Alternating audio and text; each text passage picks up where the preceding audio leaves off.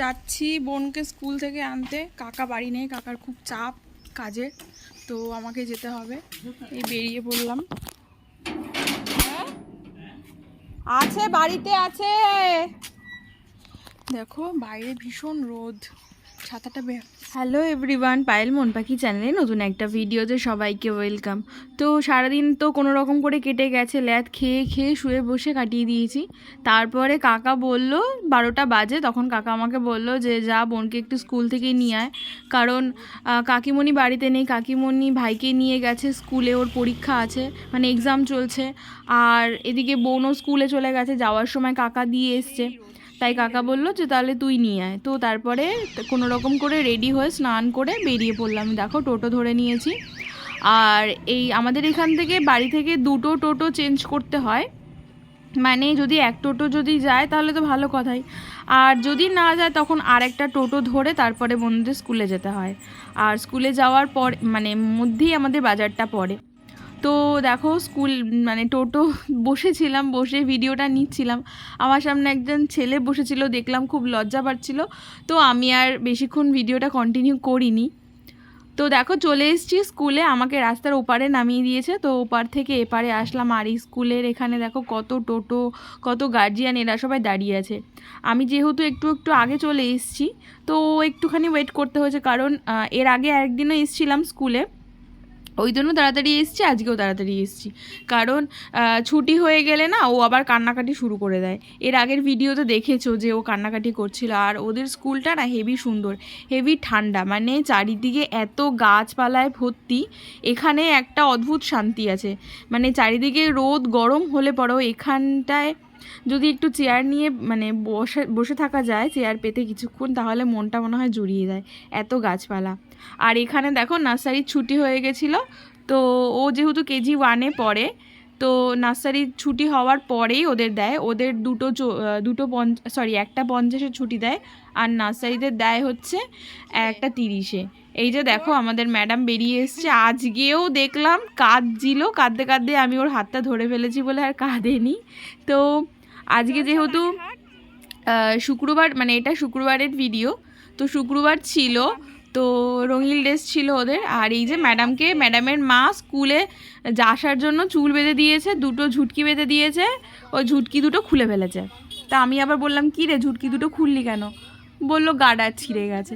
আর এই যে দেখো কত স্কুলের গাড়ি, এই স্কুলটাতে না অনেক দূর দূর থেকে বাচ্চারা আসে আর কি, স্কুলটা খুব ভালো, আর অনেক স্টুডেন্ট রয়েছে।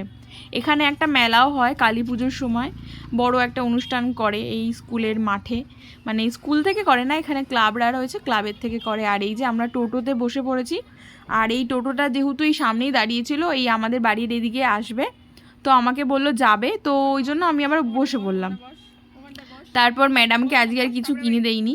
ম্যাডাম বলছিল, বাড়িতে এসে আমাকে বললো দিদিভাই কিছু কিনে দিলি না, তো আমি বললাম তখন আমাকে বলি না কেন, তো বললে পরে কিনে দিতাম। যাই হোক, তারপর বাড়ি তো চলে এসেছি, বাড়ি এসে মানে টোটো থেকে নামিয়ে দিয়েছে, আর ম্যাডাম ছুটতে ছুটতে চলে আসলো, আর এই রাস্তার এখানে একটা কি খেলনা পেয়েছে, এটা নিয়ে বসে পড়লো দেখার জন্য।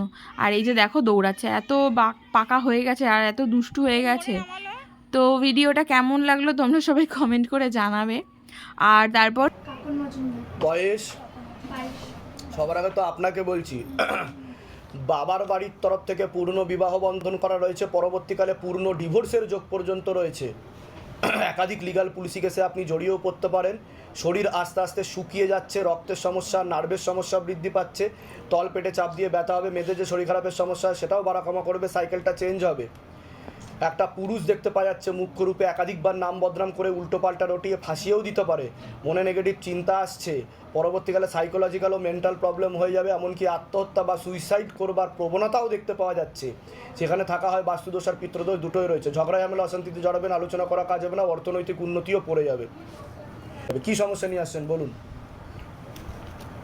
আমার স্বামীর সাথে আমার ছাড়াছাড়ি হয়ে গেছিল, তো সে আবার বিবাহ করে, তো সেই স্ত্রী তাকে ছেড়ে চলে যায়, সে আমার সাথে আবার যোগাযোগ করে, আর তার সাথে আমার এই 11 মাস ধরে, পুরো একটা বছর ধরে আমার তার সাথে সম্পর্ক ছিল।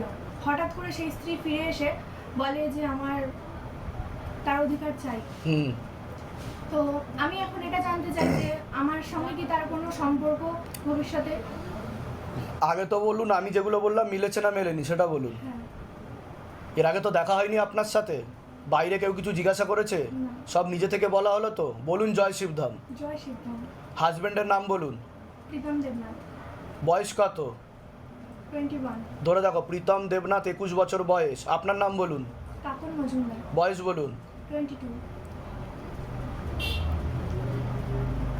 পূর্ণ ডিভোর্সের যোগ্য হয়েছে। না, পূর্ণ ডিভোর্সের যোগ। ক্ষতি করা হচ্ছে দাদা। তীব্র মোহিনী বশীকরণও করা আছে, পেটে শিকার হয়ে গাছও হয়ে যাচ্ছে, এরকম দেখতে পাচ্ছি। ঝগড়া ঝামেলা অশান্তি বাড়বে। ওই দিকেও এখন মুখ আর পা রয়েছে। কোনোভাবে কি আর ওই মহিলার দিকে মুখ আর পা আছে, সব রকমের সম্পর্ক তৈরি হয়ে গেছে, আর পেটে শিকার হয়ে গাছও হয়ে যাচ্ছে। বোঝা গেল আমি কি বলছি? তার? আপনার হাজবেন্ডের। আচ্ছা। বুঝতে পারছেন? আপনার কোনো প্রশ্ন আছে? থেকে আসছেন, থেকে? কাল না, ধামের বিষয় কীভাবে জানতে পারলেন? আমার দিদির মাধ্যমে। নিজেদের বাড়ি? হ্যাঁ। বলে দিচ্ছি কী করতে হবে। টমেটো আজকে মা তুলবে, অনেকগুলো টমেটো হয়েছে দেখো। এর আগের ভিডিওতে দেখতে পেয়েছো কত টমেটো হয়েছে, এই দেখো অনেক বড় বড় সাইজের টমেটোগুলো হয়েছে। আজকে মা সব এগুলো তুলে ফেলবে। না তুলে ফেলো মা। পাকবে এগুলি নাকি থাকবে? পাকবে পাকবে নাকি তাই? মনে তো হয় পাকবে। আর এই কদিনে পাকে নাকি তাই? এমনি আমাদের গাছের এইখানে যে গাছগুলো সব লাগানো হয়েছে সব তুলে ফেলতে হবে, তো ওই জন্য। তোলো মা।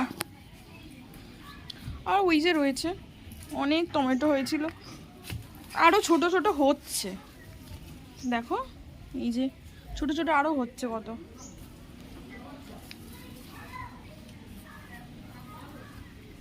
আমার মামা এসেছিল মাঝখানে, মামা আবার মাচার মতন করে দিয়েছে যাতে টমেটোগুলো হয়, কিন্তু কিছু করার নেই, আর টমেটো হবে না। দেখো এই এই সাইডে গাছে কুচি কুচি হয়েছে, এগুলো কিছু করার নেই, সব তুলে ফেলতে হবে।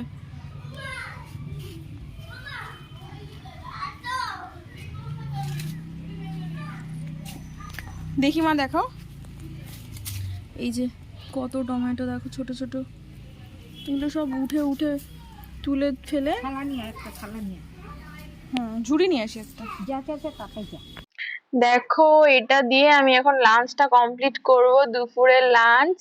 মা করেছে এই যে মোচার ঘন্ট করেছে, আর এই যে এটা হচ্ছে বড়া, বেসন দিয়ে শসা দিয়ে তরকারি, মানে তরকারিটা পুরো ঘেটে গেছে। তো খাবার খুব একটা ইচ্ছে নেই, এটা দিয়ে এখন খাবো, খেতে ইচ্ছে করছে না তাই অল্প কিছু নিয়েছি।